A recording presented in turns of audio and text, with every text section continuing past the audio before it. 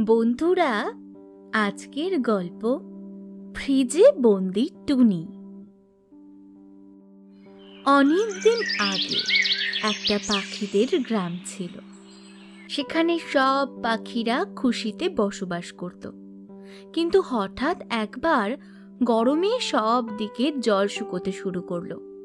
নদীতে যা জল ছিল তাও গরম হতে শুরু করলো।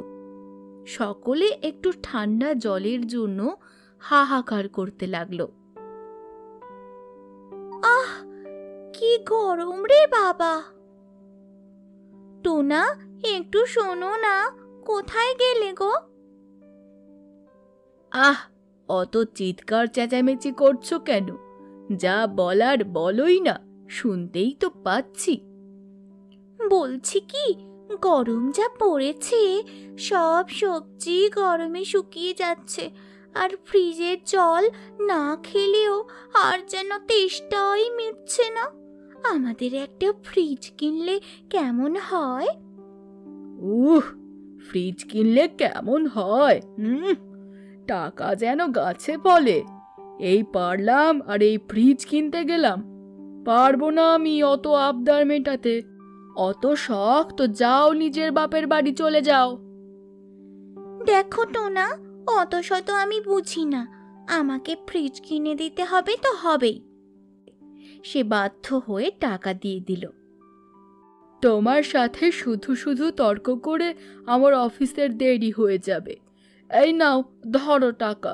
এই নিয়ে তুমি যা খুশি করো। আহ, কত টাকা! যাই, আমি এবার গিয়ে ফ্রিজটা কিনে আনি। এই বলে টুনি দোকানে চলে যায় আর একটা সুন্দর দেখে বড় ফ্রিজ কিনে আনে। এদিকে গ্রামের সবাই ফ্রিজ দেখে খুব অবাক হয়ে যায়। এদিকে টুনি ঘরে ফ্রিজ এনে বাজার থেকে এত সবজি, মিষ্টি, ফল, মাছ, মাংস সব নিয়ে এসে ফ্রিজ বোঝাই করে ফেলে। আর তার সাথে সাথে অহংকারী হয়ে ওঠে। আমার মধ্যে বড় লোক আর কেউ নেই। একদিন মিনতি নামে এক বৃদ্ধা পাখি দুটো মাছ নিয়ে টুনির বাড়ি এসেছে তার ফ্রিজে মাছ দুটো রাখতে। টুনিমা, ও টুনিমা, আমার ছেলে শহরে থাকে। ও না নদীর মাছ খেতে খুব ভালোবাসে। অন্যদিন বাজারে তো নদীর মাছ পাওয়া যায় না, তাই আজকে একটু বেশি করে মাছ কিনে রেখেছি। তুই একটু মাছ কটা তোদের ফ্রিজে রেখে দে না মা।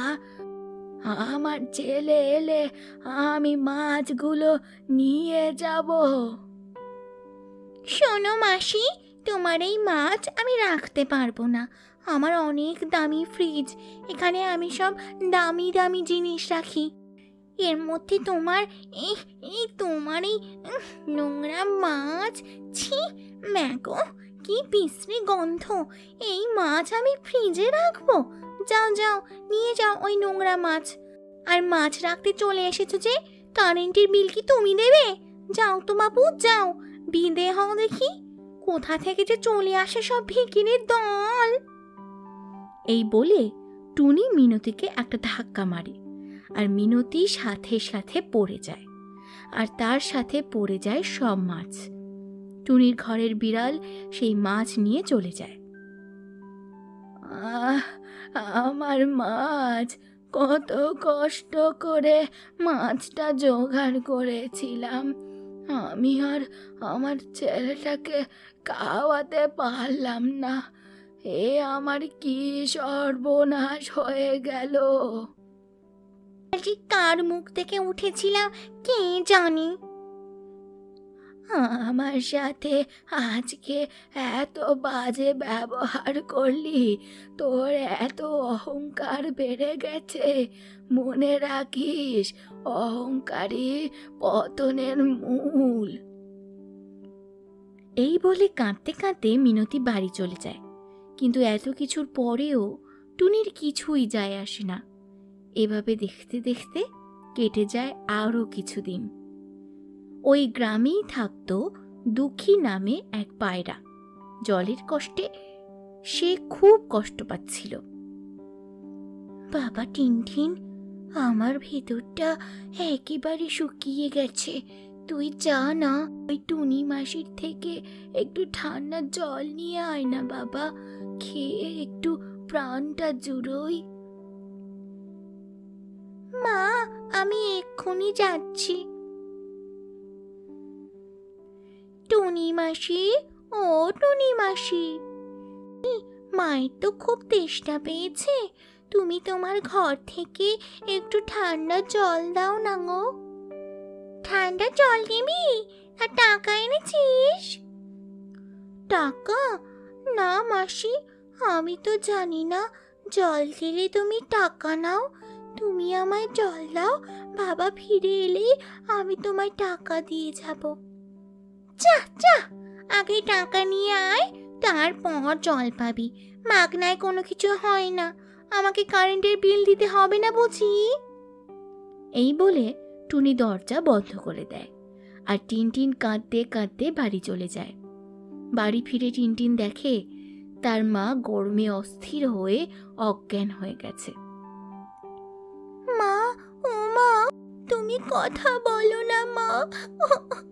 ও মা, মা, তুমি কথা বলো না মা।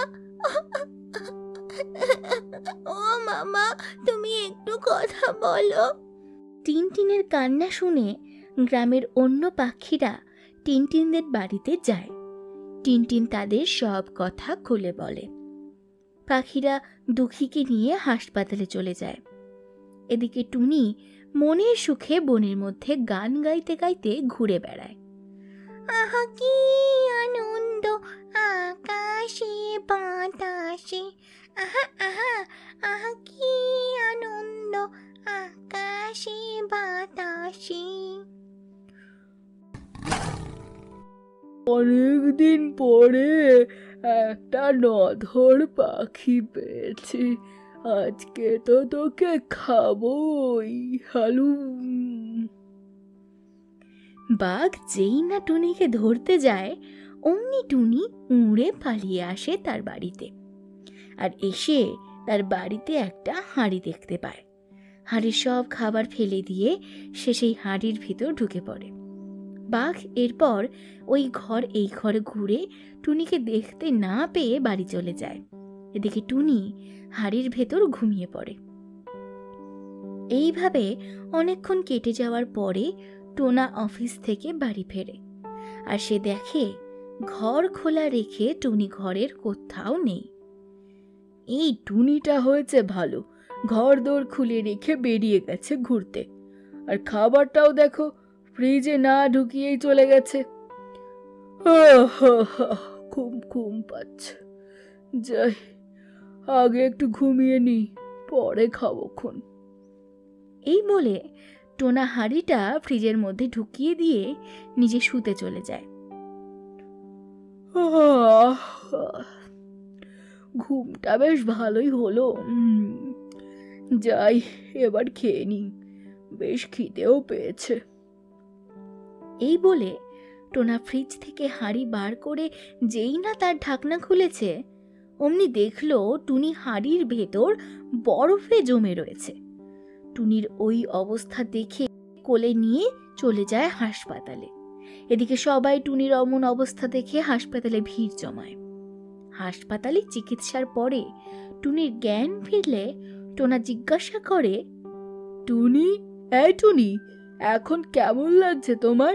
আর তুমি হাঁড়িতে ঢুকেছিলে কেন? এরপর টুনি টোনাকে সব কথা বলে। বুঝেছি, এই হলো তোমার অহংকারের শাস্তি। আমি আমার ভুল বুঝতে পেরেছি টোনা, আমি আর কখনোই কারোর সাথে খারাপ ব্যবহার করব না, সবার সাথে মিলেমিশে থাকবো। Thank you.